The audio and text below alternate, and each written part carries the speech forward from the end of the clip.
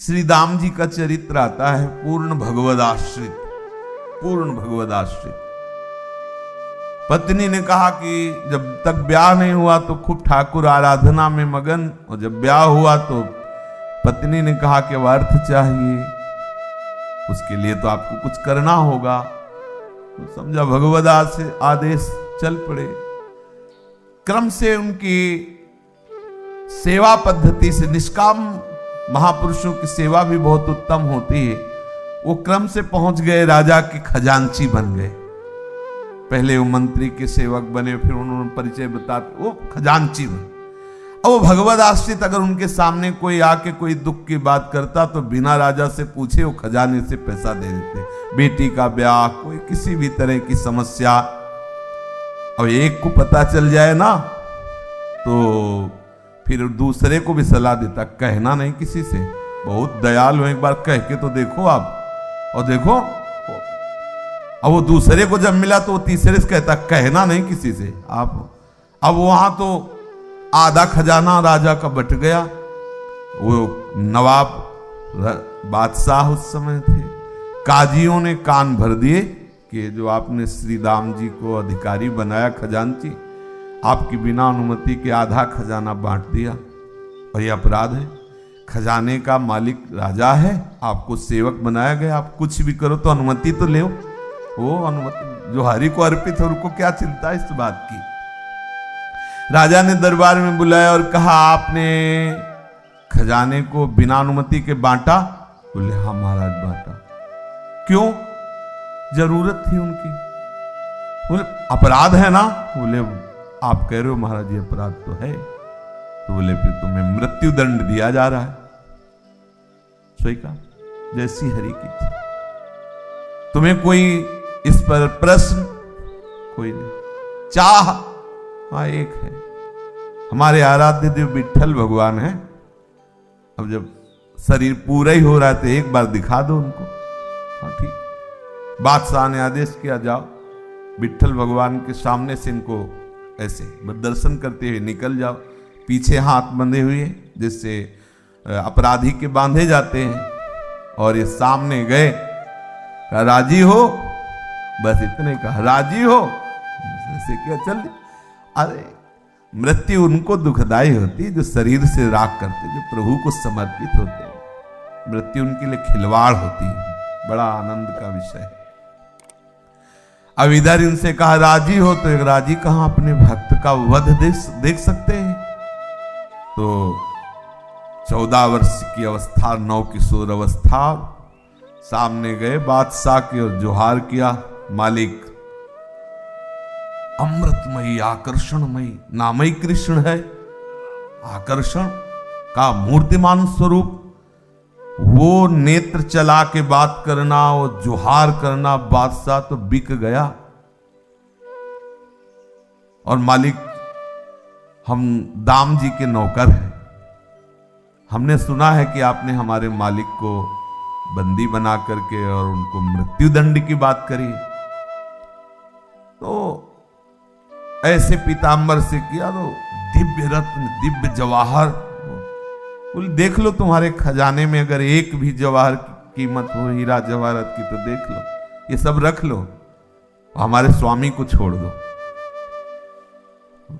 बावरा था कि श्रीदाम तो हमारे यहां सेवक थे, उनके ऐसे सेवक हैं। क्या नाम तुम्हारा? तो बोले बिट्ठू नाम है हमारा। बिट्ठू, बिट्ठला बिट्ठला बिट्ठू, तो बिट्ठू नाम है हमारा।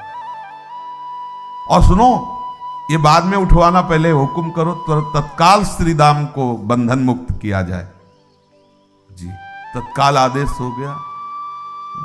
तीव्र शीघ्रगामी घोड़ों से दौड़ करके उनको जाके, और वो जिधर आदेश कर रहे थे कि आप श्रीदाम को मुक्त कीजिए, इतने में ठाकुर जी अंतर ध्यान हो गए। अब वो तो सब भूल गए, वो बिट्ठू कैसे देखेंगे। वो बस उनकी वो मृदुल वाणी, उनकी वो नेत्रों की नर्तन वृत्ति, हृदय, जैसे ही श्री दाम जी को सामने पेश किया गया, प्रणाम कर की मुद्रा में, और बोले एक बार मुझे जीवन दान दो। श्री दाम जी ने कहा कि जीवन दान तो आपने दिया। बोले अब उस धर्म बात मत करो, मैं जी नहीं सकता, एक बार दिखा दो अपने उस नौकर को। बोले प्रभु हम तो आपके नौकर हैं, हमारा नौकर कौन? बोले नहीं, वो अपना बिट्ठू नाम बता रहा था जी, तो बस वो तो डूब गए, आंसुओं की धार चलने लगी। उनका ऐसा बोला? बोले हाँ, बोल के गए कि हमारा नाम बिट्ठू है और हम श्री दाम के नौकर हैं। फिर जब बादशाह ने पूछा आप रो क्यों रहे, तो उनका वो जगत के स्वामी प्रभु विठल भगवान हैं, वो प्यार के कारण ऐसे लीला कर रहे हैं, आके ऐसा बोले, हमारे स्वामी हैं, हमारे जीवन धन। बादशाह ने कहा आज से आप हमारी सेवा से, हम सदैव आपके दर्शन करने आया करेंगे, आपकी सेवा में है। आश्रय, क्या परवाह, ये जीवन प्रभु आपको दिया, जैसा चाहो वैसा व्यवहार करो, जैसे चाहो वैसे, आप हमारे सर्वस्व हो, आपका जैसा मन हो। ये बहुत आनंद का विषय। आप ये कहानी मत मानना, ये कहानियां सुना रहे हैं, कहानियां नहीं। हम सब उसी पंक्ति में हैं, हमारे विश्वास में कमी है, हमारे आश्रय में कमी, वो भी वो पूर्ण कर देंगे, वही पूर्ण करेंगे, चिंता मत करो। आप आश्रित होने का अंदर ही अंदर भाव बनाते चले जाओ। दिव्य चमत्कार, कोई नहीं रहेगा आपके आश्रय में। जो आश्रय शब्द है इसमें किसी को नहीं रखेंगे, दुखी मत होना। आपने अगर हमारे प्रभु का आश्रय लिया तो किसी को नहीं रखेंगे, बस शुरू भर होने दो। कोई नहीं रह जाएगा भैया। हाँ, रोना मत। हाँ क्योंकि ये शुरू हो जाएगा फिर आपका कि वो भी हमसे मुंह फेर रहे हैं। देखो वो किसी की मान लेना, मान के कह रहे, पूरा जीवन हो गया इसी देखते।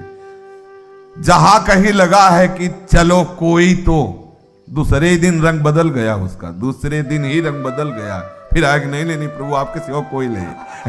राधा बाबा कहते हैं कि इनका जलनुआ स्वभाव है, ये दूसरिया नहीं रखते। मतलब प्रेम का शब्द है, बकाया इसमें बड़ा गूढ़ भाव है, ये बड़े कृपालु हैं। हमारा तो स्वभाव है फंसने का, पर ये कहीं फंसने नहीं देते। ये कृपा सिंधु हमें सदैव अपने ही चरण, और होगा पक्का, वो जीवन भर देखते आ रहे, इसलिए हम आपसे कह रहे हैं रोना मत, क्योंकि हमारा स्वभाव पकड़ना किसी न किसी, और जहां किसी को पकड़ा तो ये शुरू करेंगे। फिर आपको लगेगा इतना भी कृपा नहीं कर सकते, ये इतना भी नहीं कर सकते। वो कृपा ही कर रहे हैं, आपको समझ में नहीं आ रहा, आपके बंधन काट रहे हैं। एक दिन ऐसा आएगा जब आपके हृदय में ना रहेगा गुरु, ना रहेगा चेला, केवल वही होगा अकेला ही अकेला। मान लो, नहीं रोना पड़ेगा, हम रोए हैं इसलिए कह रहे, मान लो। केवल प्रभु अंदर बैठा लो, कोई नहीं प्रभु के सिवा, बस